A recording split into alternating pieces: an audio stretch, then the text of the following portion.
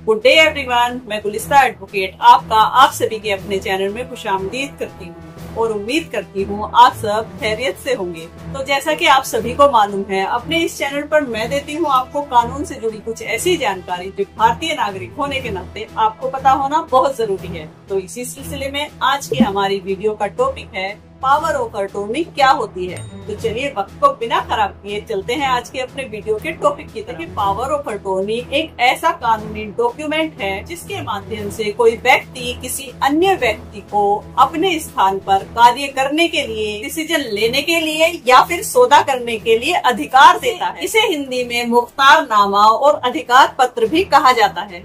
Power of attorney दो प्रकार की होती है, जिसमें एक होती है जनरल पावर ऑफ अटॉर्नी यानी कि जीपीए और दूसरी होती है स्पेशल पावर ऑफ अटॉर्नी यानी कि SPA.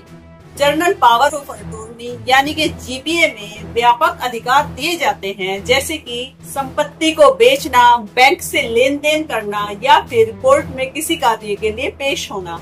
Special power of attorney SPA में कुछ विशेष अधिकार ही दिए जाते हैं, जैसे कि केवल एक ही प्रॉपर्टी की रजिस्ट्री कराना। एग्जाम्पल के लिए रमेश जो दुबई में काम करता है लेकिन उसकी जमीन भारत में है जिसे वो बेचना चाहता है, ऐसे में वो किसी अन्य व्यक्ति को स्पेशल पावर ऑफ अटॉर्नी बना कर देता है कि आप इस प्रॉपर्टी को सेल कर दीजिए। देखिए, इसी सिलसिले में सुप्रीम कोर्ट का एक इम्पोर्टेंट जजमेंट भी है, सूरज लैंप एंड इंडस्ट्रीज बनाम हरियाणा राज्य 2011, जिसमें सुप्रीम कोर्ट के द्वारा कहा गया है कि सिर्फ पावर ऑफ अटॉर्नी के आधार पर किया गया प्रॉपर्टी का ट्रांसफर वैध नहीं होगा। कोई भी प्रॉपर्टी की बिक्री केवल रजिस्टर्ड सेल डीड से ही वैध मानी जाएगी। इस जजमेंट के आने के बाद कई लोग जो पावर ऑफ अटॉर्नी से संपत्तियां खरीद और बेच रहे थे, उनके कई सौदे अमान्य हो गए।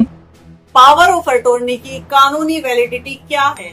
आप अपनी पावर ऑफ अटॉर्नी को स्टाम्प पेपर पर बनवाएं।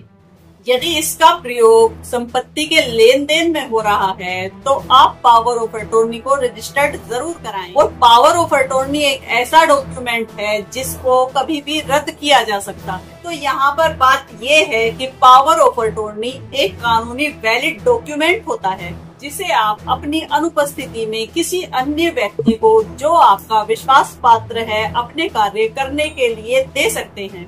लेकिन पावर ऑफ अटॉर्नी का दुरुपयोग भी संभव है, तो आप बहुत सोच समझकर अपनी पावर ऑफ अटॉर्नी बनवाएं ताकि भविष्य में आपको किसी तरह की समस्या का कोई सामना ना करना पड़े। और अगर आवश्यक ही हो तो ही आप संपत्ति से जुड़े अधिकार पावर ऑफ अटॉर्नी के जरिए ट्रांसफर करें। तो आई होप आज की इस वीडियो से आपको काफी कुछ जानने के लिए मिला होगा। अगर इसके बारे में आपका कोई सवाल है तो आप हमें कमेंट सेक्शन में पूछ सकते हैं। बाकी इसी तरह की इन्फॉर्मेटिव वीडियो के लिए आप जुड़े रहिए हमारे चैनल से for legal update by Gulista advocate. Thanks for watching. Have a good day.